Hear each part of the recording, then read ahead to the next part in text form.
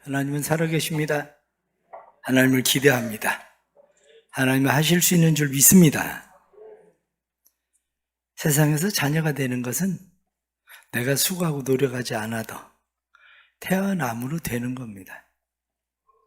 자녀가 되는 것은 부모를 받아들임으로 되는 겁니다. 영적인 하나님의 자녀가 되는 것도 성경은 영접하는 자, 곧 그 이름을 믿는 자들에겐 하나님의 자녀가 되는 권세를 주셨으니 이렇게 말씀하시므로 우리가 받아들임으로 예수 그리스도를 받아들임으로 하나님의 자녀가 된다. 성경은 그렇게 말씀합니다. 그러나 효자가 되고 효녀가 되는 것은 태어난다고 되는 것은 아닙니다. 효자나 효녀는 태어나는 것이 아니라 만들어지는 것입니다. 효자가 되고 효녀가 되는 것은 부모를 어떻게 대하느냐 그 태도에 있습니다.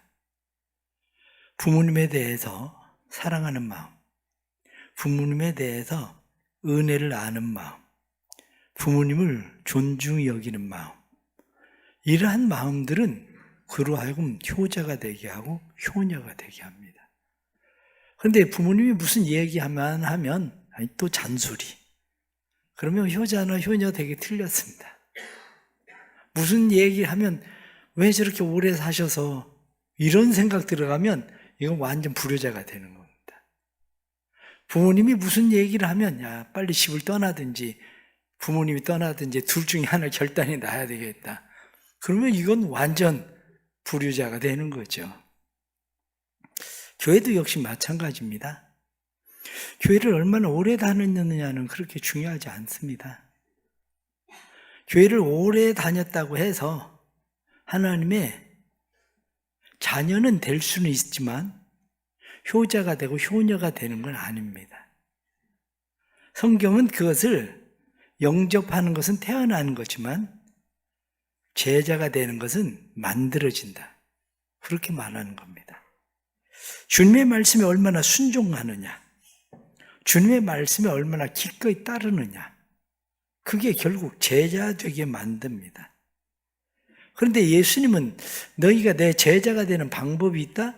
그러면서 무엇라고 말씀하시느냐? 서로 사랑해라. 너희가 서로 사랑하면 너희가 내 제자인 줄 사람들이 알 거다. 그렇게 말씀하십니다. 이 말을 한 것은 요한이 예수님을 3년 동안 열심히 따라다니다가 그가 예수님께서 말씀하신 것을 정리하면서 요한복음을 썼는데 요한복음에 아주 중요하고 소중한 주님께서 우리에게 가르쳐 주신 새로운 계명이 있는데 그것은 서로 사랑해라. 내가 너희를 사랑한 것 같이 서로 사랑하라는 말씀이다. 그리고 이야기합니다.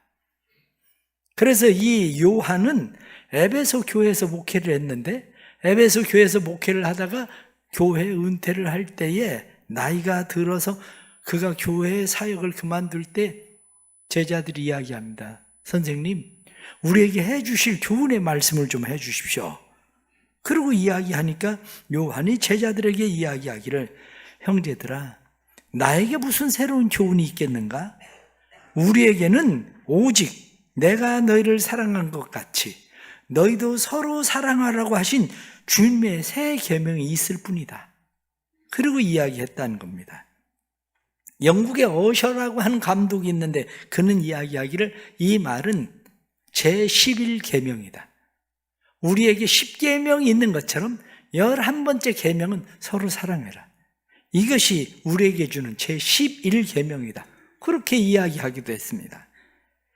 각 종교는 나름대로 핵심 용어가 있습니다. 유교에서는 그래서 어진 마음을 이야기하죠. 공자는 사람이 어진 마음을 가지고 살아야 가장 인간다워질 수 있다. 그렇게 말합니다. 불교에서 석가는 자비를 이야기합니다. 측은히 여기는 마음, 생명을 아끼는 마음, 인간을 바른 도리로 살게 하는 마음이다. 그렇게 말합니다. 기독교에서는 사랑, 그렇게 이야기합니다.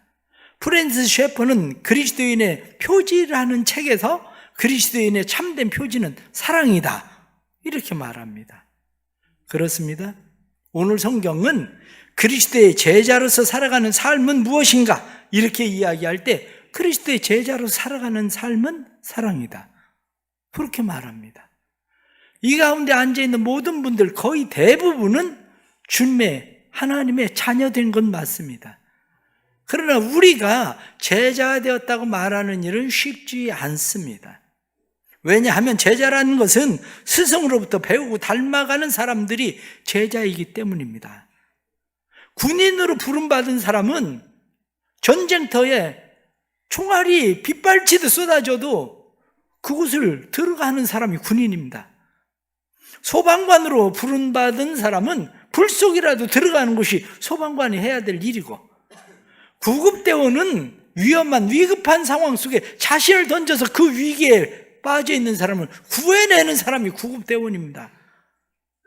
예수님은 자기의 제자들을 부르셨는데, 어부로부터 세리에 이르기까지 사람들을 부르셨는데 그 사람들을 다 무엇라고 부르느냐? 제자라고 그럽니다. 제자. 그런데 3년 동안 예수님을 열심히 따라다녔다고 해서 제자가 되는 건 아니었습니다. 왜냐하면 요한이라는 사람은 별명이 있었는데, 요한의 별명은 우레의 아들, 천둥과 번개의 아들. 무슨 얘기입니까? 성격이 하도 급해가지고 우랑캉캉쾅 그리고 번쩍번쩍 하듯이 무슨 일 나면 막 성질이 푹 일어나고, 그리고 번개 치듯이 소리치고 난리치는 사람이 바로 이 요한입니다. 3년 동안 예수님을 따라다녔어도 요한은 예수님을 따라다니면서 예수님에 대해서 반대하는 사마리아 사람들을 보고 예수님에게 하는 이야기가, 선생님 하늘에서 불이 떨어지라고 그래가지고 저놈들 확 불살라 버릴까요? 자기가 할 수 있는 일도 아니면서 확 불태워 죽이면 좋겠다, 요즘 뭐 누가 비행기 떨어지면 좋겠다 그런 소리 해가지고 또 난리가 났던데, 그게 무슨 마음입니까? 그런데 요한은 하늘에서 불이 떨어져가지고 이놈들 싹 다 불태워 죽일까요? 이렇게 이야기하던 사람이 요한입니다. 그런데 그 요한이 이야기하기를 뭐라고 이야기합니까? 요한이 서로 사랑해라, 주님께서 우리에게 가르치신 것은 서로 사랑하는 거다, 그 이야기를 한 겁니다. 학교를 오래 다녔다고 해요 공부 잘하는 거 아닙니다. 모태신앙생활이라고 주님의 제자 되는 거 아닙니다. 목사가 됐다고 주님의 제자 되는 것도 아니고, 장로나 권사 됐다고, 안수집사가 됐다고, 오늘 임직 받는다고 주님의 제자가 되는 거 아닙니다. 어떤 사람은 아직도 요한처럼 우레의 아들, 그 별명을 평생 지속하기를 좋아하는 사람도 있을 수도 있습니다. 그러나 주님의 제자로 부름받은 사람들은 우리가 주님의 제자라는 의식이 분명해야 됩니다. 제자는 누구냐? 제자는 주님께서 하시던 일들을 가르치는 건데, 하나님의 나라를 다른 사람들로 하여금 누리게 하고, 사단의 권세에 사로잡혀 있는 사람들을 자유하게 하고, 그것뿐만 아니라 그들로 하여금 하나님의 백성 넘어서 주님의 제자로 살게 다시 만드는 것, 이게 바로 제자인 겁니다. 그런데 이렇게 하는 일에 가장 강력한 무기가 뭐냐? 그것을 오늘 성경은 사랑, 그렇게 말합니다. 사랑이라는 거, 우리가 사람 이렇게 이야기하지만 사람은 사랑이라는 말의 어원에서 나왔다고 그럽니다. 그래서 사람이 있는 곳엔 사랑이 있어야 되고, 사람이 사는 곳에는 사랑이 있어야 됩니다. 이 사랑이 없으면 그건 사람이 아니라는 거예요. 이게 우리가 이 세상을 살아가면서 오늘 주님께서 이 말씀을 하실 때 그 주님의 마음을 한번 생각해 보십시오. 예수님은 이제 조금 있으면 십자가 못 박혀 죽으러 가십니다. 그러면서 유월절 만찬을 제자들에게 베풀어 주십니다. 그리고 제자들이 들어올 때 그들의 발을 하나씩 예수님께서 씻어 주셔요. 주님의 제자들이, 아니 선생님, 우리가 선생님의 발을 씻겨야지 어떻게 선생님이 저희 발을 씻기십니까? 아니다, 내가 너희의 발을 씻기는 것처럼 너희들도 이렇게 해라, 그리고 주님 말씀하십니다. 그런데 예수님은 자기의 제자들을 빤히 알고 있었어요. 왜냐? 조금 있으면 다 자기를 부인하고 다 도망갈 것도 알고 있었어요.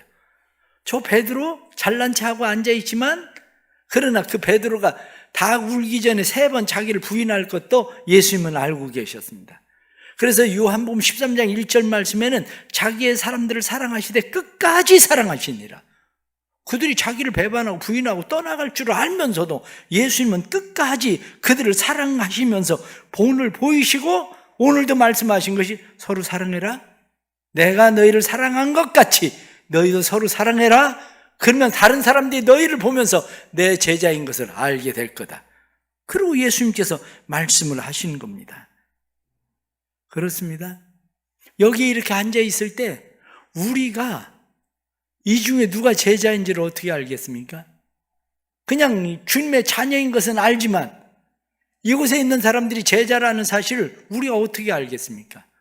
이 가운데 앉아있는 사람들이 누가 달리기를 잘하는지를 어떻게 알겠습니까? 누가 공을 잘 차는지를 어떻게 알겠습니까? 그건 운동장에 내보내서 다른 박질을 해보게 만들면 진짜 달리는구나.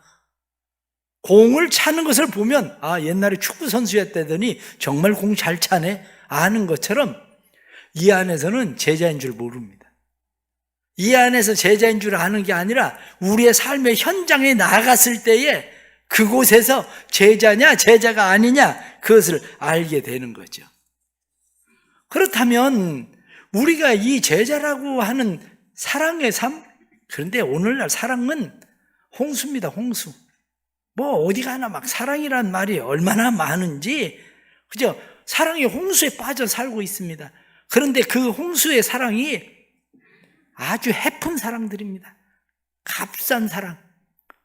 아침에 출근을 하면서 남편이 여보 사랑해.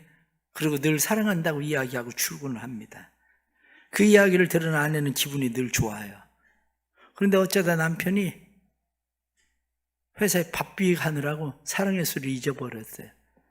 저녁에 왔더니 저녁도 안 차려주더래요. 이게 요즘 살아가는 사람들의 사랑의 형태예요. 그저 사람들은 사랑한다고 얘기하지만 해픈 사랑을 합니다. 사랑을 하는 사람도 그렇고 사랑을 받는 사람도 그렇고 진정한 사랑이 무엇인지를 잘 모르는 사랑을 하고 있습니다. 그러나 사랑은 감정이 아닙니다. 사랑은 동사입니다. 사랑은 느낌이 아닙니다. 사랑은 행동이지. 내가 어떻게 감정적으로 느끼느냐, 그게 사랑이 아닙니다. 한눈에 갔다, 필이 꽂혔다, 그렇다고 사랑인지 아십니까? 천만에요. 그건 진짜 사랑 아닙니다. 진짜 사랑은 뭐냐? 예수님이 내가 너희를 사랑한 것 같이 너희도 서로 사랑해라. 그게 사랑인 겁니다. 내면의 사랑. 그래서 주님을 닮아감으로 우리의 삶에 질서가 생기는 사랑. 그게 진정한 사랑인 거죠. 이러한 사랑을 베풀어 주신 하나님께서 우리를 사람을 만드실 때 유대인들은 그런 전승을 가지고 있습니다. 유대인들 전승 가운데 하나는 하나님께서 사람을 만들 때 천사들을 불러 모아놓고 천사들에게 이야기했다는 겁니다. 천사들에게 이야기하기를 내가 사람을 만들려고 그런다. 그러고 이야기했더니 공의의 천사가 딱 나서서 이야기하기를 하나님 전 반대입니다. 사람을 지으면 보나마나 법을 어기고 도의를 짓밟고 온갖 죄를 저지를 것이 뻔합니다. 그러니까 인간 짓지 마십시오. 그리고 공의의 천사가 이야기합니다. 두 번째 진리의 천사가 말하기를 저도 반대입니다. 사람을 지으면 틀림없이 그들은 거짓되고 속이고 하나님을 배반할 거 뻔합니다. 그러니 짓지 마십시오. 그리고 이야기합니다. 세 번째 성결의 천사가 말합니다. 인간을 지어놓으면 모든 만물보다 부패해질 겁니다. 그래서 모든 만물을 부패하게 만들 겁니다. 그들은 하나님까지도 욕을 먹게 하고 그리고 세상을 망쳐놓을 게 뻔합니다. 그러니까 짓지 마십시오. 그때 자비의 천사가 그렇게 이야기했다고 합니다. 인간을 지으십시오.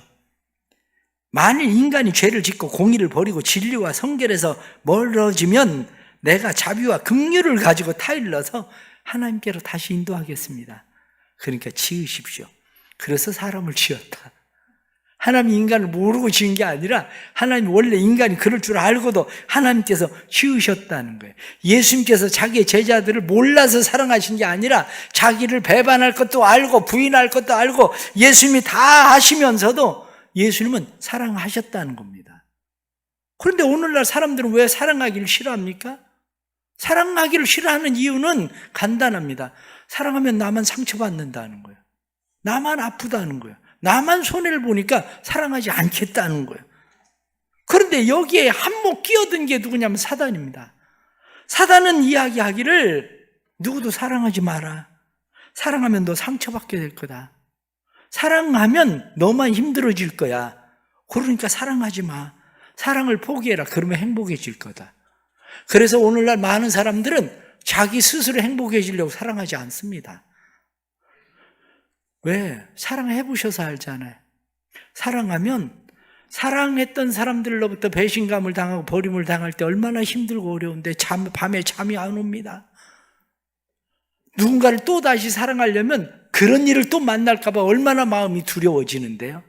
사랑하고 싶어지지 않아요. 조금 잘해주다가 조금만 덜 채워줘 보세요. 그러면 그동안 잘했던 건 아무 상관없이 그냥 떠나버립니다. 그냥 은혜는 망각해버리고, 사람들은 겉으로는 사랑한다 그렇게 이야기하지만 진짜 사랑이 무언가를 모릅니다. 그러나 사랑하는 여러분, 사랑하면 상처받습니다. 사랑하면 아픕니다.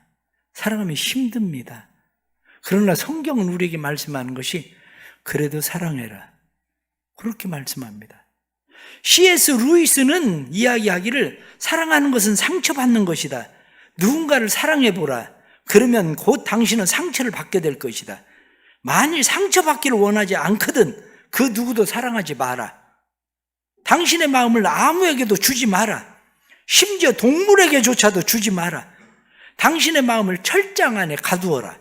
그리고 적당한 예의와 고상한 취미로 당신의 마음을 꽁꽁 동여매라. 그러면 당신은 결코 상처 입지 않을 것이다. 그러나 한 가지, 그 안에서 당신의 마음은 누구도 사랑할 수 없는 굳은 마음으로, 누구도 가까이 할 수 없는 단단한 마음으로, 누구도 치료하지 못할 치료 불능의 마음으로 변해갈 것이다. 사랑하고 아플 것인지 아니면 치료 불능한 사람이 될 것인지 그걸 결정해야 되는 겁니다. 에메트 박스는 이야기하기를 예수 십자가 사랑으로 충만할 수만 있다면 당신은 세상에서 가장 건강한 사람입니다. 사랑하기 때문에 상처를 받을 수도 있지만 결국 사랑하기 때문에 당신의 인생은 고결해질 겁니다. 사랑하기 때문에 상처를 받지만 상처는 도리어 훈장이 될 겁니다. 그렇습니다. 사랑하지 않으면 우리는 편하고 행복한 것 같아요.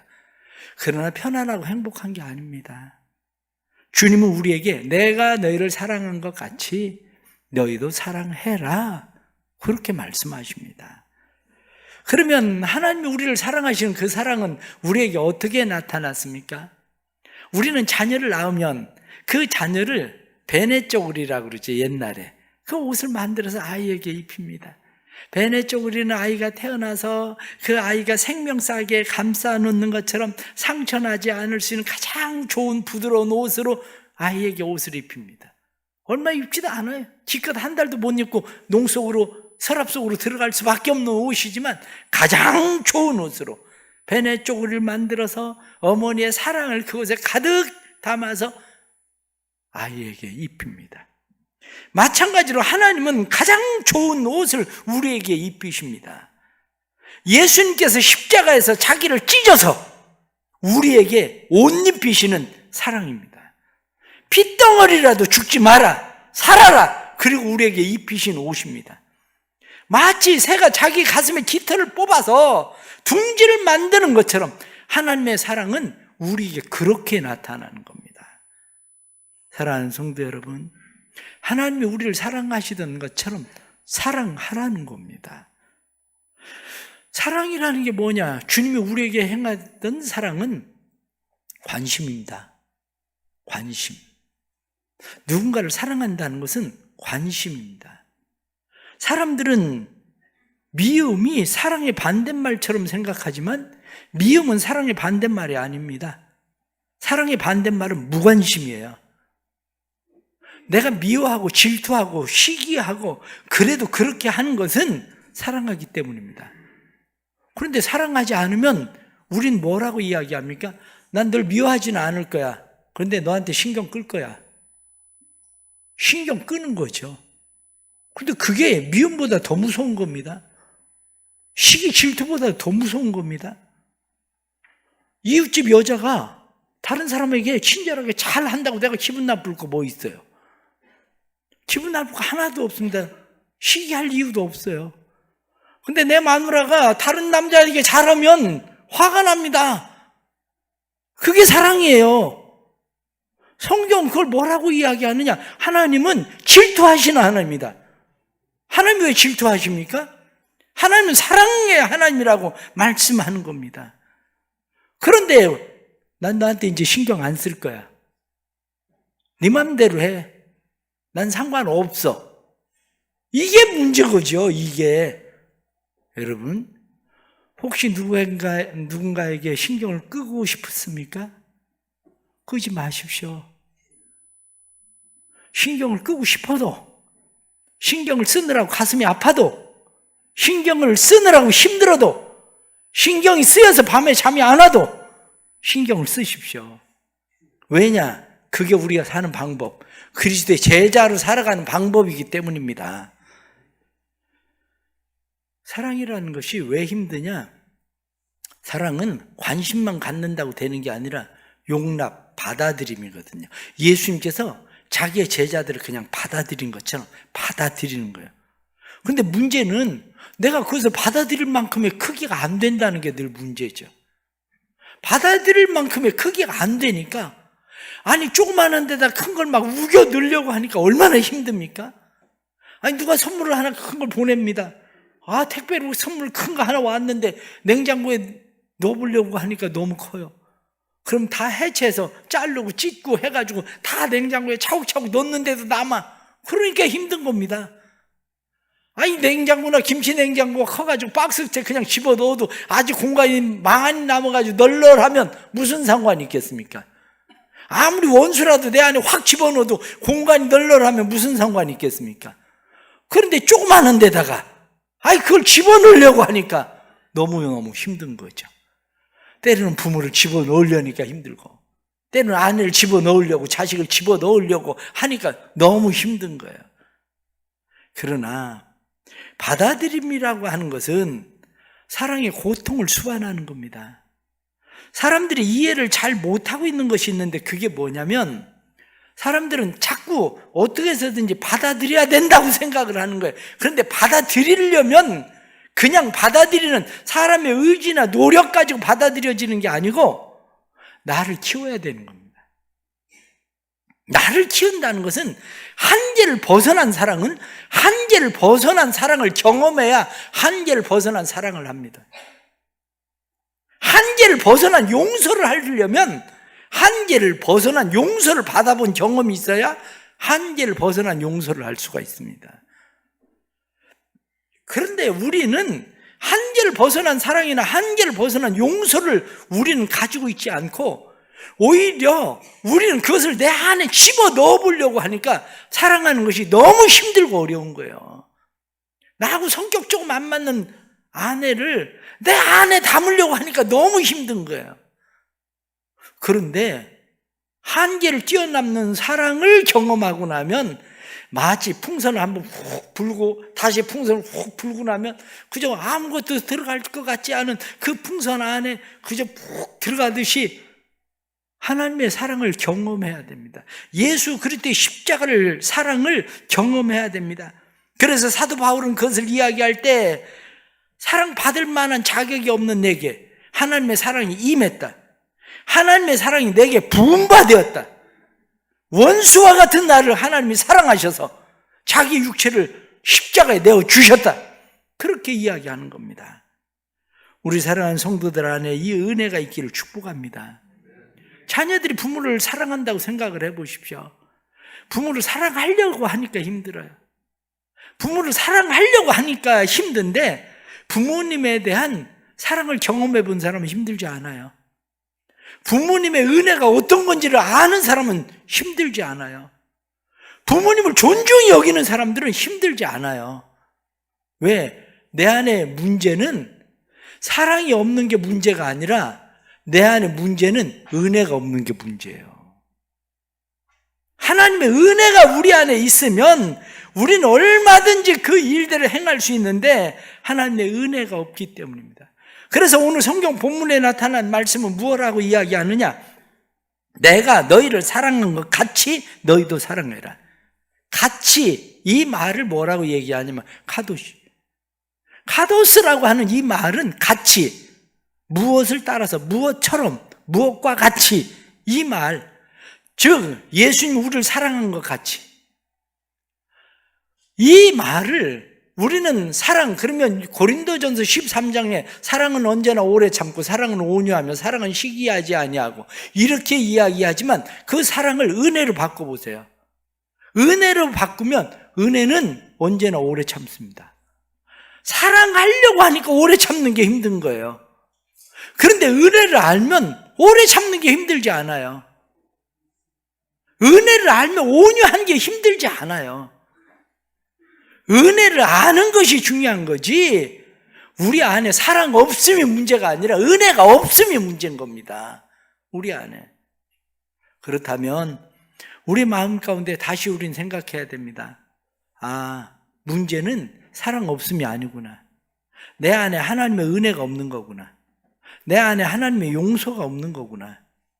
내 안에 하나님의 사랑이 부음받아서 내가 훅 커져야 되는데 내가 이 커지지 않은 게 문제구나. 이걸 깨달아야 사랑할 수 있게 되는 겁니다. 여성 최초 노벨 물리학상을 받은 스웨덴 작가 라겔 레프라고 하는 사람이 쓴 동화책 가운데 진홍 가슴새라고 하는 동화책이 있습니다. 이 동화의 얘기는 그렇습니다. 옛날에 하나님께서 세상 만물을 지으실 때 저녁 무렵에 잿빛털을 가진 조그만 새 한 마리를 만들었습니다. 그리고 그 새 이름을 진홍 가슴새라고 이름을 붙여주었습니다. 그 새는 하나님에게 물어보았습니다. 하나님, 저는 온통 잿빛색인데 잿빛털을 가지고 있는데 왜 제가 진홍 가슴새인가요?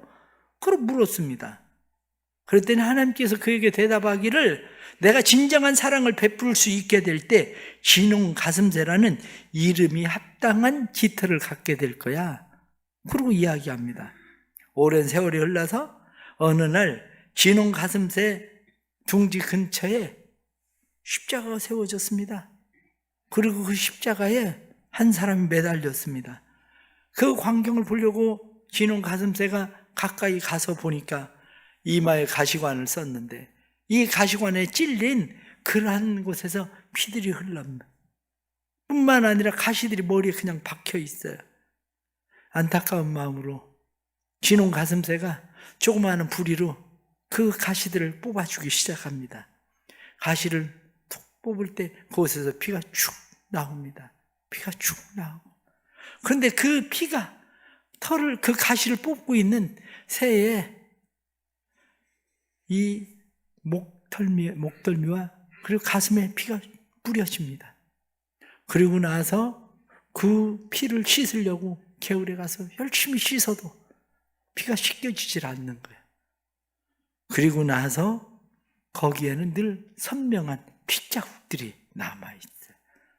놀라운 것은 그가 알을 낳고 알을 부화시켰는데 그 알을 부화시킨 그 새끼 새들에도 목덜미와 가슴에 선명한 진홍빛 깃털을 갖게 되었다. 그런 이야기예요. 그렇습니다. 진짜 사랑은 내 안에 십자가의 피가 흐르는 겁니다. 진짜 사랑은 사랑하기 때문에 행복해지는 게 아니라 사랑하기 때문에 힘들고 아픈 거야. 사랑하기 때문에 한마디로 피멍드는 겁니다. 그게 사랑하는 거예요. 우리는 기독교의 사랑을 그냥 너무 쉽게 생각해서 기독교의 사랑을 그냥 사랑하면 행복해지는 것처럼 생각하지만 기독교의 사랑은 그런 게 아닙니다. 기독교의 사랑은 사랑하기 때문에 아픈 거예요. 사랑하기 때문에. 주님이 자기를 부인하고 떠나고 배신한 그 제자들을 끝까지 사랑하기 때문에 아픈 것처럼 우리도 역시 그러한 겁니다. 서로 사랑해라. 가정만큼 서로가 어디 있습니까? 가장 가까운 가정에서 서로 사랑하지 못하면 어떻게 제자가 됩니까? 성경은 서로 사랑해라. 한 지체라고 얘기하는 교회 안에서 서로 사랑하지 못해서 교회를 떠날 만큼 되면 무슨 제자가 되겠습니까?